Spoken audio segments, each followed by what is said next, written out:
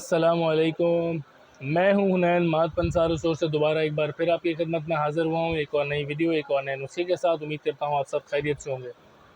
تو آج کی ویڈیو کا دراصل جو ہمارا موضوع ہے وہ ورم کے اعتبار سے ہمارا موضوع ہے آج کا۔ اور ورم کے اعتبار سے ورم عموماً جو ہے وہ معدے میں ہوتا ہے، جگر میں ورم ہو جاتا ہے، مثانے میں ورم ہو جاتا ہے۔ تو اسی اعتبار سے جو ہے وہ آج کا نسخہ بھی ہے اور آج کی ویڈیو بھی ہے۔ میں پہلے بتا دیتا ہوں کہ ورم کی مین وجوہات کیا ہوتی ہیں۔ تو ورم عموماً جو ہے وہ لڑکیوں کو ڈلیوری کے بعد، سی سیکشن کے بعد جو ہے وہ ان کو معدے میں ورم رہتا ہے، اور اس معدے میں ورم کے اعتبار سے جو ہے وہ ان کا پیٹ بڑھ جاتا ہے، ڈھیلا بنا جاتا ہے پیٹ میں۔ تو یہ اسی ورم کے اعتبار سے جو ہے وہ نسخہ کام کرے گا۔ اور یہ نسخے کی افادیت بہت ساری ہیں، جس طرح جگر میں ورم رہتا ہے، مثانے میں ورم رہتا ہے، تو یہ انشاءاللہ اس جگر کے ورم کو، مثانے کے ورم کو بھی انشاءاللہ ختم کرے گا۔ اچھا، اس میں ایک اور میں پلس پوائنٹ ایڈ کرتا چلوں کہ اس میں ایک اور پلس پوائنٹ یہ ہے کہ جو بچہ دانی میں ورم رہتا ہے عموماً لڑکیوں کو، کہ اس بچہ دانی کے ورم کو بھی انشاءاللہ اللہ کے حکم سے ختم کرے گا، جو عموماً جو ہے وہ بے اولادی کا سبب بھی بنتا ہے۔ تو یہ انشاءاللہ اس بے اولادی کے سبب میں بھی جو ہے انشاءاللہ بہت کام آئے گا۔ بچہ دانی میں ورم رہتا ہے، یہ اس کو بھی انشاءاللہ اللہ کے حکم سے ختم کرے گا، اور آپ کو جو ہے وہ انشاءاللہ اولاد کی بابرکت نعمت سے جو ہے وہ اللہ پاک انشاءاللہ نوازیں گے۔ تو اچھا، مزید میں اس میں ایک چیز اور ایڈ کرتا چلوں۔ اس نسخے کی افادیت تو ورم کے اعتبار سے، ہر قسم کے ورم کے اعتبار سے اس کی افادیات ہوتی ہیں، مثلاً جگر کے ورم کی، مثانے کے ورم، معدے کا ورم، بچہ دانی کا ورم۔ اچھا، عموماً جو ہے وہ بزرگ حضرات، ہمارے جو محترم حضرات ہیں، بزرگ حضرات کے عموماً جو ہے وہ پیروں میں سوزش رہتی ہے، ان کے پیروں میں ورم رہتا ہے، سوائلنگ ہو جاتی ہے، پیروں میں جلن ہوتی ہے۔ تو یہ انشاءاللہ ان بزرگ حضرات کے لیے بھی بہت بہت بہت افادیت والا نسخہ ہے۔ عموماً جو ہے وہ پیروں میں ورم کی وجہ سے، سوزش کی وجہ سے، سوائلنگ کی وجہ سے ان کا چلنا بہت مشکل ہو جاتا ہے۔ ایک تو عمر کا تقاضا ہوتا ہے، اور عمر کے تقاضا ہونے کے بعد جو اگر پیر بھاری ہو جاتے ہیں تو ان کو چلنے میں تھوڑی دشواری ہوتی ہے۔ اس ورم کو بھی انشاءاللہ ختم کرے گا، اور یہ ہر قسم، ہر عمر کا جو ہے وہ بندہ یا بندی، لڑکی ہو چاہے لڑکا ہو، ہر کوئی اس چیز کو استعمال کر سکتا ہے۔ اس میں کوئی وہ نہیں ہے، کیونکہ دیکھیں ورم جو ہے وہ ایک ایسا ہے جو ہر کسی کو رہ سکتا ہے، مگر اس کی جو مین خصوصیات ہیں وہ ہیں ایک بزرگ لوگوں کے لیے، جو ان کے پیروں میں سوزش ہو جاتی ہے، سوائلنگ ہو جاتی ہے، تو اس میں کام آتا ہے۔ دوسرا جو ہے وہ بچہ دانی میں جو ہے وہ ورم رہتا ہے، یہ اس میں بہت کارآمد ہے۔ ڈلیوری کے بعد پیٹ بڑھ جانا ورم کی وجہ سے، اس میں بہت زیادہ کارآمد ہے یہ۔ تو بڑھتے ہیں نسخے کی طرف۔ میں نے آپ کو تمام اس کی افادیت بتا دیا، بڑھتے ہیں نسخے کی طرف۔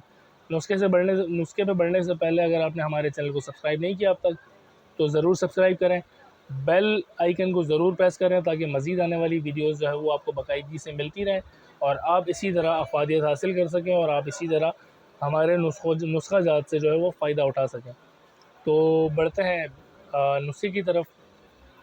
اچھا، جو نسخہ ہے وہ بہت ہی آسان چیزوں سے جو ہے وہ نسخہ تیار کیا گیا ہے، اور بہت ہی افادیت والا نسخہ ہے، کسی بھی پنسار اسٹور سے بآسانی مل جاتا ہے۔ اس میں کوئی نایاب چیز نہیں ہے جو آپ کو نہ ملے، یا کوئی ایسا نام نہیں ہے جو کسی پنسار کو سمجھ نہ آئے۔ بڑی آسان چیزیں ہیں، اور بہت اچھی کوانٹٹی میں ہیں۔ تو میں آپ کو بتاتا چلوں کہ اس میں سب سے پہلی چیز جو ہے وہ مکو دانہ ہوتی ہے۔ مکو دانہ ایک کالی مرچ کے مشابہ ایک جڑی بوٹی ہے۔ مکو دانہ آپ نے لے لینا ہے 100 گرام۔ اس کے بعد آپ نے لینا ہے سنا مکی۔ سنا مکی آپ نے لے لینی ہے 100 گرام۔ اس کے بعد آپ نے لینے ہیں خشک گلاب کے پتے، خشک گلاب کے پھول آپ نے لے لینے ہیں 100 گرام۔ اس کے بعد آپ نے لینا ہے اس میں کالی ہڑ۔ کالی ہڑ کو چھوٹی ہڑ بھی کہا جاتا ہے، کالی ہڑ آپ نے لے لینی ہے 20 گرام۔ اس کے بعد آپ نے اس میں لینی ہے دیسی اجوائن، جو عموماً لوگوں کے گھر پہ بھی استعمال ہو رہی ہوتی ہے، اور عموماً لوگوں کے گھر پہ بھی ہوتی ہے۔ تو اجوائن آپ نے لے لینی ہے 20 گرام۔ اس کے بعد آپ نے لینا ہے سفید زیرہ، جو عموماً جو ہے وہ ہمارے جو ہے وہ کراچی کے کھانوں میں بھی استعمال ہوتا ہے، تھوڑے سے اسپائس کے لیے، اور عموماً جو ہے وہ لوگوں کے گھروں میں بھی آسانی سے موجود ہوتا ہے۔ زیرہ آپ نے لے لینا ہے 10 گرام، اور کالی مرچ آپ نے لے لینی ہے 10 گرام۔ یہ 7 چیزیں ہیں، یہ ساتوں چیزیں آپ نے کو کوانٹٹی بتائی ہے، اسی کوانٹٹی میں آپ کو لے کے ان سب کا مکس کر کے ان سب کو پاؤڈر کر لینا ہے۔ پاؤڈر کرنے کے بعد صبح نہار منہ آدھی چمچ پانی کے ہمراہ اور رات کو سوتے ہوئے آدھی چمچ پانی کے ہمراہ آپ نے استعمال کرنی ہے، اور یہ آپ مستقل استعمال کرتے رہیں۔ میں یہ نہیں کہہ رہا کہ ایک دن میں آپ کو فرق پڑ جائے گا، 2 دن میں فرق پڑ جائے گا، اس میں ایسا کوئی جادو نہیں ہوتا۔ یہ کم از کم آپ کو یہ 1 ہفتہ 1.5 ہفتہ استعمال کریں گے تو آپ کو فرق اور رزلٹ محسوس ہوگا۔ آپ خود اپنے آپ اندر جو ہے وہ خود ڈفرینشیٹ کر سکتے ہیں کہ ہاں مجھے فرق ہو رہا ہے۔ کیونکہ دیکھیں کوئی بھی جڑی بوٹی ہو یا کوئی بھی دوائی ہو، اس میں کسی میں جادو نہیں ہوتا کہ آپ اس طرح کی جو ہے وہ مائنڈ سیٹ سے جا رہے ہوں کہ میں بس ایک بار کھاؤں اور مجھے فرق پڑ جائے، تو ایسا نہیں ہوتا۔ آپ قریباً 1 سے 1.5 ہفتہ استعمال کریں گے تو انشاءاللہ اللہ کے حکم سے بہت آپ خود ڈفرینس جو ہے وہ اپنے اندر محسوس کریں گے کہ ہاں مجھے جو ہے وہ واضح فرق محسوس ہو رہا ہے۔ یہ تو میں نے آپ کو کوانٹٹی بتائی، یہ آپ کو قریباً کوئی 1 مہینے کی جو ہے وہ صفوف بن جائے گا آپ کا۔ آپ چاہیں تو کسی بھی پنسار اسٹور کے بھائی یہ نسخہ لکھ کے دیں، اور جو ہے وہ آپ ہاف بھی بنوا سکتے ہیں، کوئی مسئلہ نہیں ہے۔ آپ ہاف بنوائیں 15 دن کی، 15 دن آپ استعمال کریں اور اس کے بعد انشاءاللہ وہ رزلٹ محسوس کریں تو انشاءاللہ آپ ہمیں دعائیں دیں گے۔ تو امید کرتا ہوں آپ کو یہ نسخہ پسند آئے گا، آپ استعمال کریں گے تو انشاءاللہ ہمیں بہت ساری اپنی دعاؤں میں یاد رکھیے گا۔ امید کرتا ہوں آپ کو ویڈیو پسند آئی ہوگی، اور اگر ویڈیو پسند آئی ہے تو ہمارے چینل کو سبسکرائب کرنا نہ بھولیے گا۔